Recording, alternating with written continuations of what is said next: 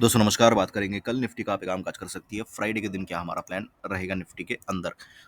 आज हमने डिस्कस किया था कि 25,410 के नीचे जो है हम पीई की तरफ इंटरेस्टेड रहेंगे। मार्केट जो है कहीं न कहीं एक अच्छा टारगेट मार्केट ने दिया नीचे की तरफ। मैंने यहाँ पे कॉल भी जो है आपका एक चार्ट शेयर किया था, उसके अंदर भी लगभग-लगभग 2-3 गुना प्रॉफिट हमें देखने को मिला। ओवरऑल आपने एनालिसिस के हिसाब से ट्रेड लिया होगा तो भी आपका प्रॉफिट है। आपने खुद से जो है ड्यूरिंग द मार्केट मेरी एनालिसिस देखी होगी तो उसके अंदर भी हमें दोनों तरफ ही प्रॉफिट हुआ बेसिकली, उसमें कुछ बचा नहीं है, ठीक है। वीकली टाइम फ्रेम पे चलते हैं, वीकली टाइम फ्रेम पे देखते हैं। देखो वीकली टाइम फ्रेम पे क्या प्रॉब्लम है कि ये जो कैंडल बन रहा है, ठीक है। अब देखो 3 पॉसिबिलिटीज़ है। ये कैंडल कहीं न कहीं एक दोजी कैंडल में कन्वर्ट हो जाए, जिसके चांसेस मुझे बहुत कम दिखते हैं। क्यों? क्योंकि अगर दोजी कैंडल में कन्वर्ट हो जाएगी, ठीक है, तो इसका कोई रेलेवेंस नहीं है इस जगह पे। इस जगह पे दोजी कैंडल बनने का कोई रेलेवेंस ही नहीं है।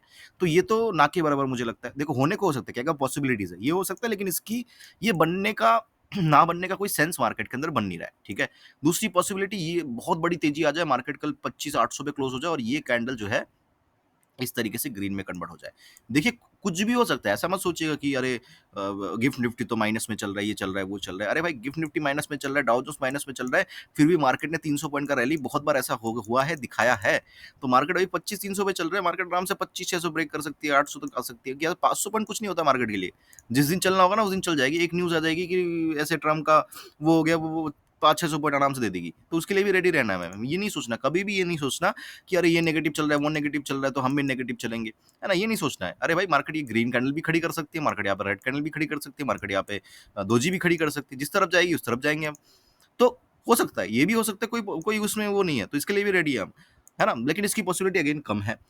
तीसरी जो सबसे इम्पोर्टेंट है वो ये है कि ये कैंडल कुछ इस तरीके से बन सकता है, इसकी पॉसिबिलिटीज़ मुझे ज़्यादा दिखता है, ठीक है?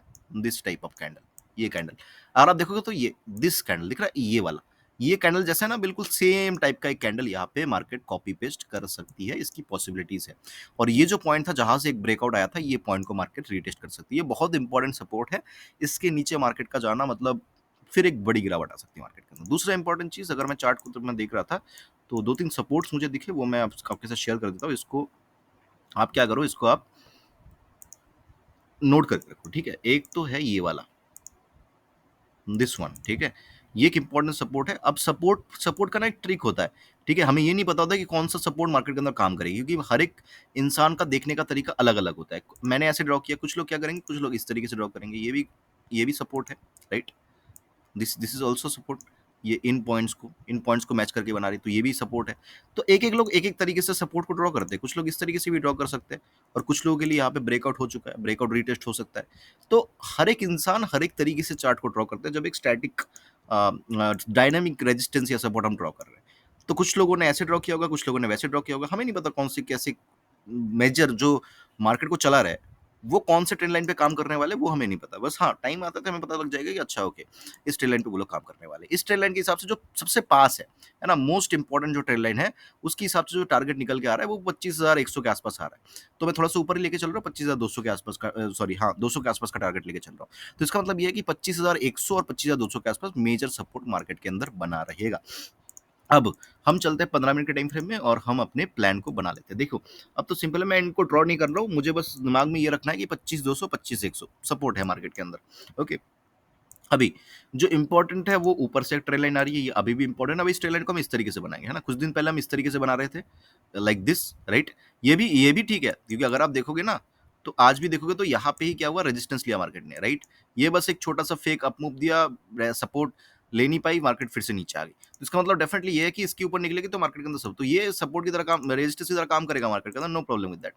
और एक जो रेजिस्टेंस मार्केट के अंदर बना हुआ है, तो वो यहाँ पे बना हुआ है, इस तरीके से, है ना? सो अभी बहुत ही सिंपल है, ये टूटेगा तो यहाँ तक आएगा, मतलब अगर मार्केट 25,420 को तोड़ेगी तो मार्केट 25,520 तक आएगी, सिंपल है। तो हम कॉल के लिए बिल्कुल रेडी है, अगर मार्केट 25,420 को ब्रेक करती है तो।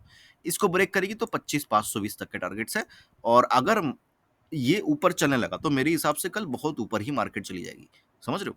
सो अगर मार्केट ऊपर चलने को आई, अगर फ्लैट खुल जाती है, देखो होता क्या है कि जैसे डाउ जोन्स सपोज कर लो, डाउ जोन्स पॉजिटिव है शायद से, मैंने देखा नहीं है, जो भी हो, मान मान लो पॉजिटिव है, ठीक है, कोई बात नहीं। हमारा गिफ्ट निफ्टी नेगेटिव है, ठीक है।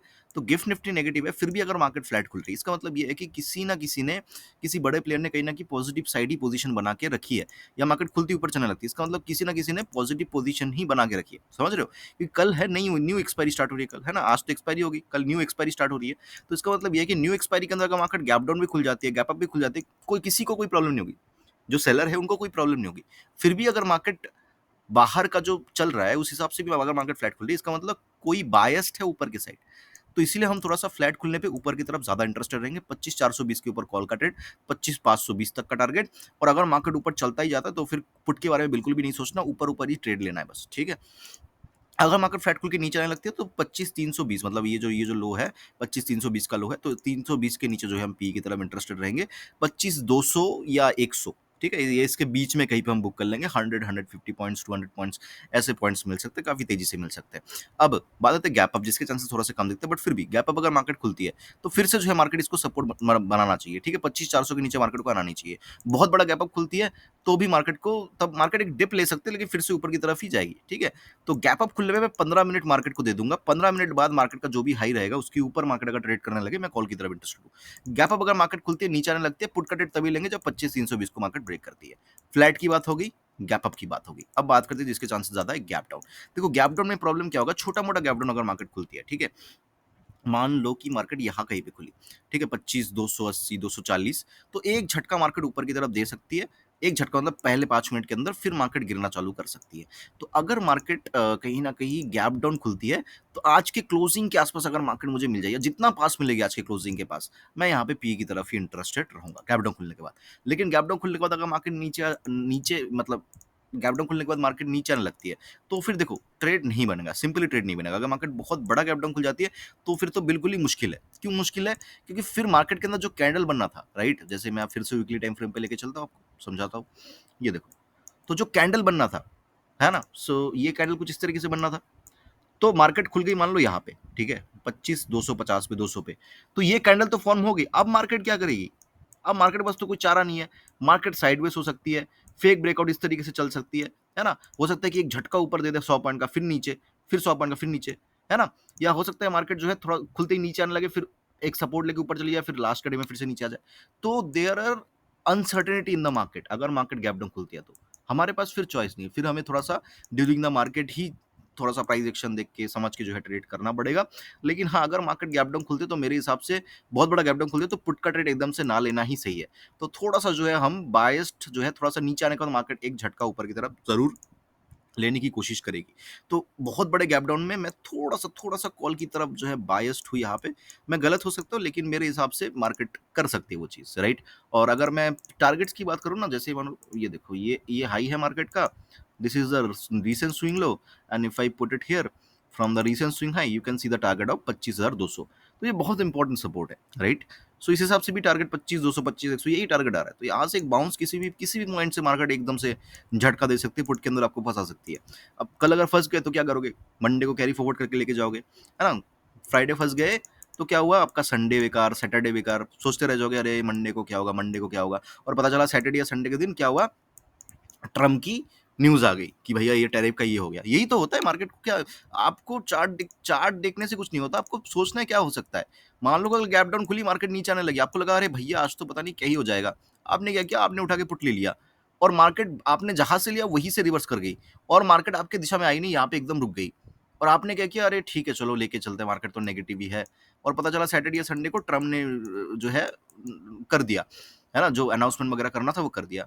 और नेक्स्ट दिन मार्केट गैप अप खुल गई, और आपका जो प्राइस था वो इस महीने ही और नहीं आई, इस मंथ में ही नहीं आई, वो ऊपर चलता ही गया, चलता ही गया, चलता ही गया। क्या करोगे? ऐसा ही तो होता है, यही तो होता है, यही होता है ट्रैप, समझ रहे हो। सो थोड़ा सा मतलब मेरे से देखो, आज बहुत अच्छा प्रॉफिट कमाया, कल ट्रेड ना भी करेंगे तो कोई दिक्कत नहीं, एक दिन ट्रेड नहीं करेंगे तो कोई दिक्कत नहीं। और वैसे भी जब तक टैरिफ वगैरह का न्यूज़ नहीं आता, तब तो थोड़ा सा हल्का हाथ ही रखना मार्केट के अंदर सही है। पैसा रहेगा मार्केट के अंदर कमाते रहेंगे, पैसा नहीं रहेगा तो कुछ नहीं कर सकते, राइट। तो ट्रेड को थोकने की कोशिश मत करो यहाँ पे, ठीक है। ट्रेड अपने आप जो है मिल जाएगी, ट्रेड को ढूंढने की कोशिश मार्केट के अंदर नहीं करो, कभी भी मत करो, कल तो बिल्कुल गलती से भी मत करो। तो यही मेरी सजेशन रहेगी आपसे। आई होप कि वीडियो को अच्छा लगा हो, अच्छा तो लाइक कर देना, कमेंट कर देना। मुझे सुनने के लिए आपका बहुत बहुत धन्यवाद।